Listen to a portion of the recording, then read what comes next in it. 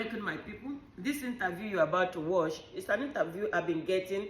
A lot of people are dropping it inside my inbox saying Islam a religion of peace, a religion of peace. Look at what they're doing and look at what this guy is saying. So I began to look at this interview. This is an interview that's somebody that called himself a Muslim that did not even believe. Because when I played this game, his video, you understand, he said that he did not believe in Sharia law. You understand? And he was there representing the Muslims, telling the whole world that when you leave the religion, they were going to unalive you. You understand? And while he was saying all that, he did not give us one Quran verse. And before I continue, I would like you to listen. If a Muslim becomes a non-believer, then they get killed because that. Right, and then so if a Muslim becomes a non-believer, but also isn't there a line in Sharia law that if a non-believer, the non-believer that converted the Muslim can also be murdered under Sharia law? Yes, because they are not directly affecting anything in the religion, but they're manipulating the Muslims, and that goes under another category of spreading immorality.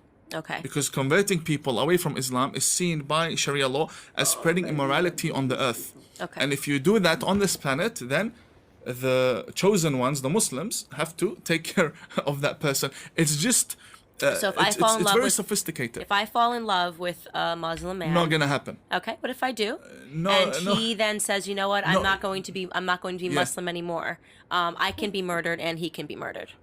But if you were someone who had a channel, who had a TV station, and is bringing Muslims to Christianity, then you would be targeted. Interesting. So not just a one-off issue. No. I can give you a name. For example, Brother Rashid. I don't know if you've heard of Brother Rashid. Brother Rashid, he is a Muslim who left Islam, became Christian, and he has a channel, and he had a program called Su'al Jari, Daring Questions, and he comes from a very well-informed background, not just any Muslim. No, he really studied Islam and he left. He is targeted day and night by extremists. Okay. Why? Because he's dragging Muslims away. Okay, so to me, that obviously is a very clear differentiation between this religion and any other religion, because I can convert from Christianity to Catholicism to Judaism. There's no fear. You can just move and change a million times, and there's no fear. There's no rule. There's there's nothing bad that's going to happen to me for those conversions. And that's very important for people to understand. But same with Islam. If you converted to Islam, there's no problem.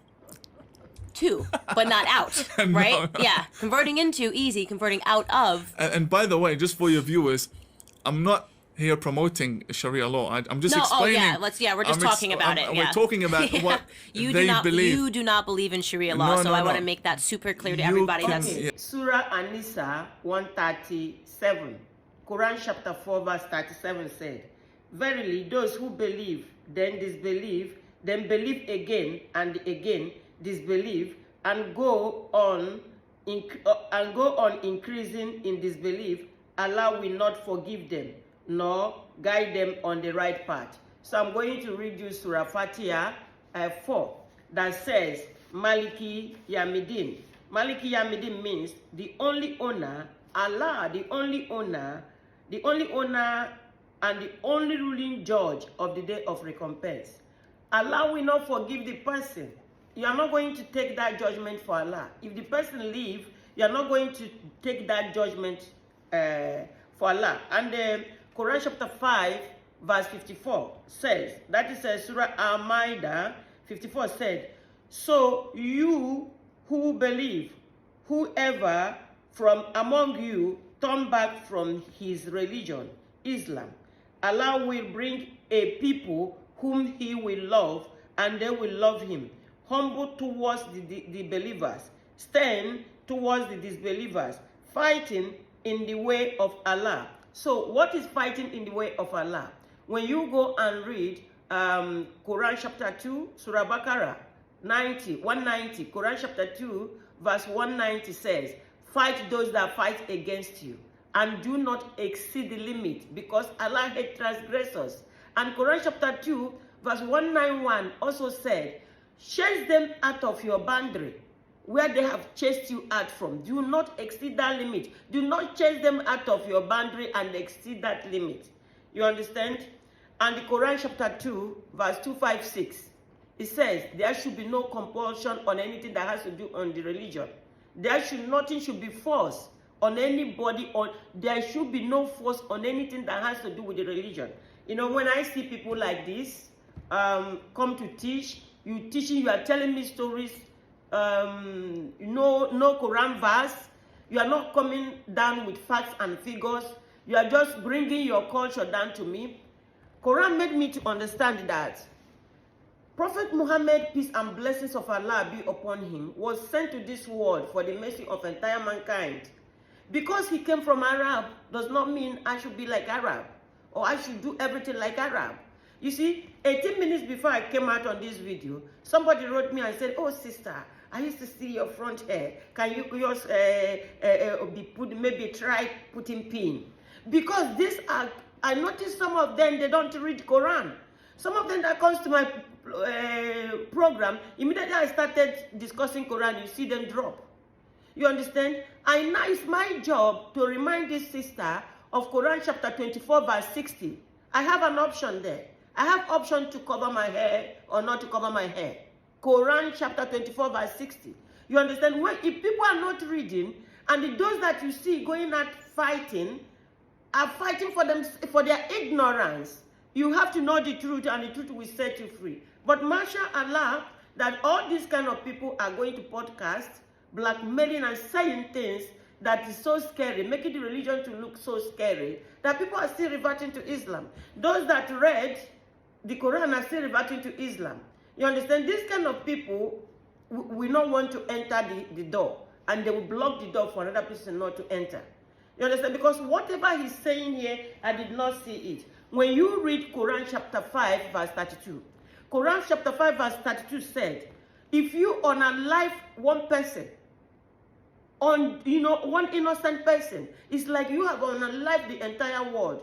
If somebody will ever get unalive, you need to send that person to Sharia court.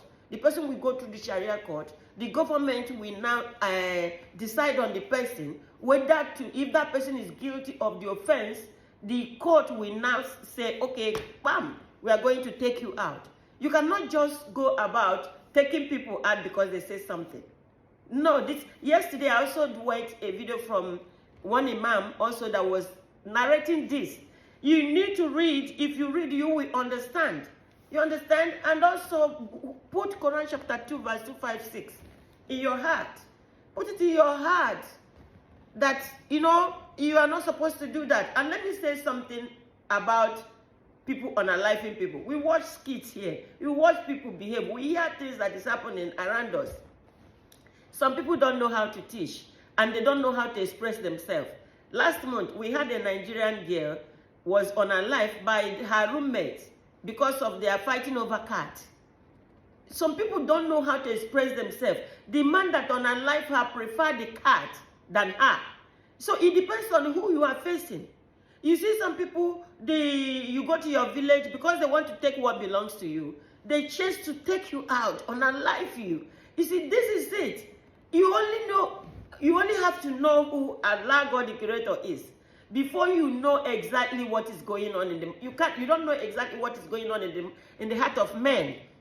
That is the reason why also you must be careful on the people you associate with, where you go to eat, people you want to round yourself with, people you want to start addressing. You see, I don't regret coming across Islamic teaching and being a Muslim, because being a Muslim gave me more comfort. It comforted me so much, more than like before. The teaching in Islam is so comforting. If you read Quran, not that if you just sit for somebody to tell you now how will they do it. Look at the person you just watched. Look at Sessim. He said that he does not even believe in Sharia law. So I'm beginning to wonder the kind of Muslim that will go and sit in Candy So when it's a very big platform. That he knows what he's representing is not what Quran is teaching. This guy lied against Quran. You understand? I will see you on my next video. Thank you.